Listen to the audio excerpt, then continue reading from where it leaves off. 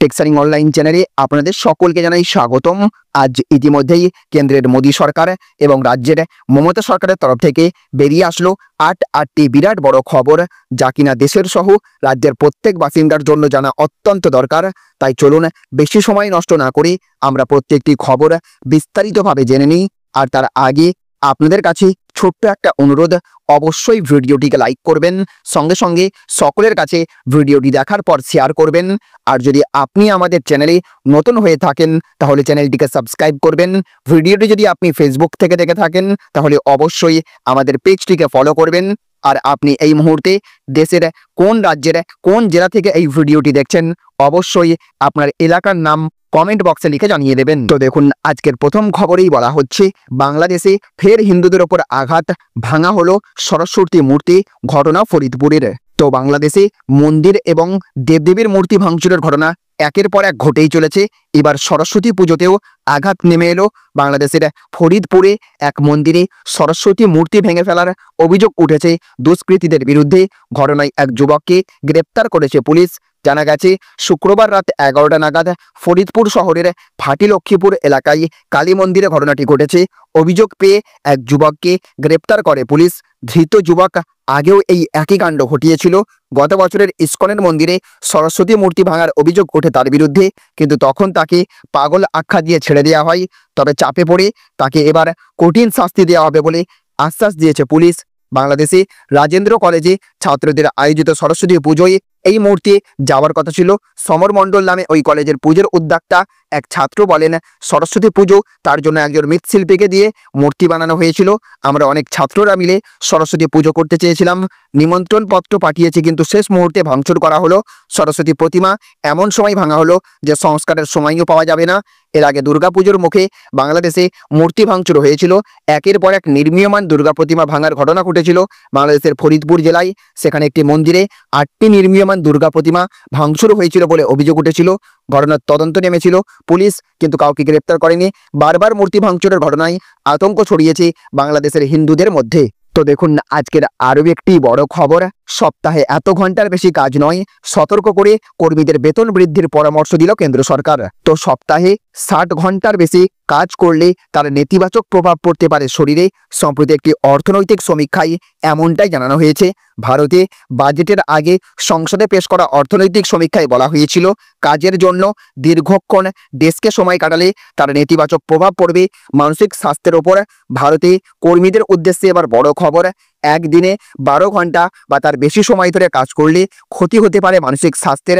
সংসদে পেশ করা অর্থনৈতিক সমীক্ষায় Sapien lab centre for human brain and মাইন্ডের গবেষণাপত্র উল্লেখ করে বলা হয়েছে, মানসিক স্বাস্থ্যের নিরিখে ডেস্কে বসে কাজ করার সময়কে বিশ্লেষণ করে পরিষ্কার ধারণা করা গিয়েছে। দেখা গেছে যারা 10 ঘন্টা সময় ধরে কাজ করেন তাদের থেকে 12 ঘন্টা বা তার বেশি সময় ধরে কাজ করা ব্যক্তি 100 পয়েন্ট কম পাবেন।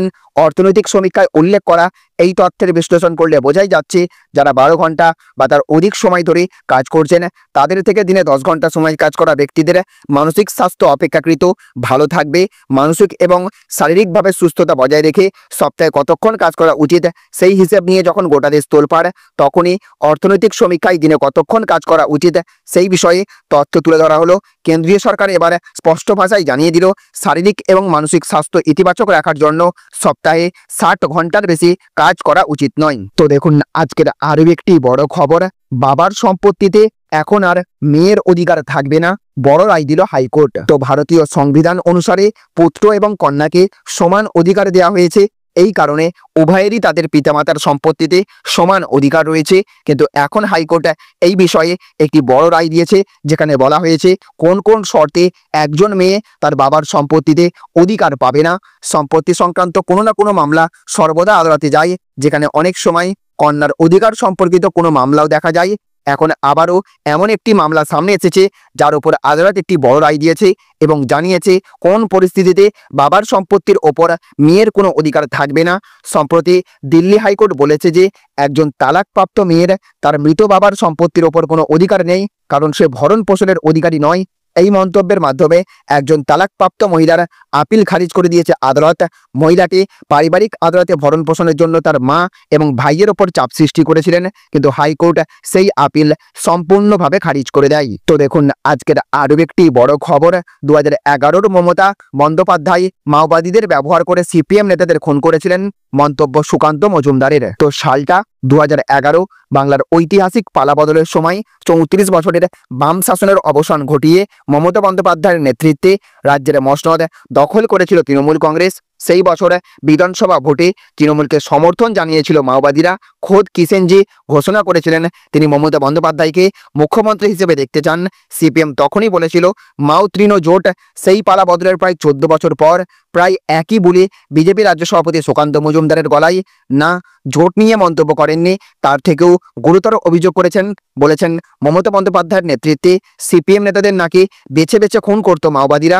গত শুক্রবার নৈহাটিতে তৃণমূল কংগ্রেস কর্মী খুন হন। সেই ঘটনার পর বিজেপি নেতাদের দিকে আঙুল ওঠে। এরপর ঘটনাস্থলে পৌঁছান বিজেপির রাজ্য সভাপতি সুকান্ত মজুমদার। ক্ষুব্ধ সুকান্ত অভিযোগ করেন তৃণমূল কর্মী খুনের পর থেকে বিজেপি নেতা মুকেশ সাহেবের অমানবিক অত্যাচার হয়েছে। তিনি বলেন এখানে কাউ এবং গুড্ডু দুজন তৃণমূলের গুন্ডা রয়েছে, একজন মদ বিক্রি করে, অন্যজন লোটো চালায় অর্থাৎ লটারি চালায়।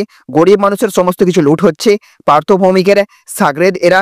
এখন তারা আমাদের মণ্ডলের সাধারণ সম্পাদকের মেশিন লুট করেছে, বাড়ি ভাঙচুর করেছে, টাকা লুট করেছে, ওনার স্ত্রী সোনার গহনা লুট করেছে। ওদের পরিষ্কার এজেন্ডা ভয়ের বাতাবরণ তৈরি করা, হিন্দুরা যাতে ভোট দিতে না যায় সেই কারণে তৃণমূল নগ্ন রাজনীতি করছে। এরপর কেন্দ্রের শিক্ষা প্রতিমন্ত্রী কার্যত হুঙ্কার দিয়ে বলেন বিজেপি জানে কোন ভাষায় কথা বলতে হয়। এরপর তিনি বলেছেন বিজেপি খুনের রাজনীতিতে বিশ্বাস করে না। 2011 সালের আগে মমতা বন্দ্যোপাধ্যায় যেভাবে মাওবাদীদের ব্যবহার করে সিপিএম নেতাদের খুন করেছিলেন, আমরা সেই নীতিতে বিশ্বাস করি না। তো দেখুন আজকের আরও একটি বড় খবর, রাজ্যের দিকে আর আঙুল তুলতে পারবে না কেন্দ্র, বড় পদক্ষেপ নবান্নের। তো পশ্চিমবঙ্গ রাজ্য সরকারের বিরুদ্ধে কেন্দ্রের অভিযোগের তালিকাটা বেশ লম্বা। জমির কারণে একাধিক কেন্দ্রীয় রেল প্রকল্প আটকে থাকার অভিযোগ এবং তেমনি এমন একটি বিষয়, এরই মাঝে এই জমি জট কাটাতে বড় পদক্ষেপ নিল নবান্ন।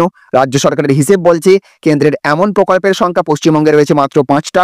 তবে এই সমস্যার সমাধানও খুব তাড়াতাড়ি হয়ে যাবে বলে আশাবাদী রাজ্য সরকার। রাজ্যের দাবি এই সমস্যার সমাধান হয়ে গেলে মোদী সরকার আর কোনোভাবেই রাজ্যের দিকে জমি সংক্রান্ত সমস্যা নিয়ে অভিযোগ তুলতে পারবে না। শুধু মুখের কথাই নয়, এবার খাতায় কলমে এই কাজের জন্য পূর্ত, ভূমি সংস্কার, পরিবহন সহ সংশ্লিষ্ট অন্যান্য দপ্তরের আধিকারিকদের নিয়ে বৈঠক করলেন রাজ্যের মুখ্য সচিব মনোজ পান্ত। নবান্ন সূত্রের খবর, এই সমস্ত সমস্যার সমাধান করতে দ্রুত প্রকল্পের কাজ চালু করার জন্য জমি পাওয়া সুনিশ্চিত করার নির্দেশ দেওয়া হয়েছে সবাইকে। ইতিমধ্যেই সংশ্লিষ্ট দপ্তরের আধিকারিকদের সেই নির্দেশ মাথায় রেখে পদক্ষেপ নিতে বলা হয়েছে। সূত্রের খবর, সংশ্লিষ্ট দপ্তরের আধিকারিকদের রাজ্য সরকারের এই নির্দেশ মাথায় রেখে পরবর্তী পদক্ষেপ নিতে বলা হয়েছে। জানা যাচ্ছে এই 5 প্রকল্পের মধ্যে একটি প্রকল্প রয়েছে হুগলির ভবাদিঘিতে। এছাড়াও বীরভূমের সাঁইথিয়ায় অন্য একটি প্রকল্পের জন্য প্রয়োজনীয় জমি নিয়ে আলোচনা হয়েছে। বৈঠক থেকে জানা যাচ্ছে এই সমস্যা খুব দ্রুত মিটে যাবে। তবে এই মুহূর্তে সকলের নজর রয়েছে অমৃতসর ডানকুনি ফ্রেট করিডোরের কাজের ওপর। তাহলে ফ্রেন্ডস বুঝতে পারলেন, এই ছিল আজকের কয়েকটি গুরুত্বপূর্ণ আপডেট। এই ভিডিওটি আপনাদের যদি ভালো লেগে থাকে তাহলে অবশ্যই ভিডিওটিতে একটা লাইক করবেন এবং অবশ্যই ভিডিওটিকে রাজ্যের সমস্ত মানুষের কাছে শেয়ার করে সকলকে জানার সুযোগ করে দেবেন। ভালো থাকবেন, সুস্থ থাকবেন। Thank you friends, thank you for watching.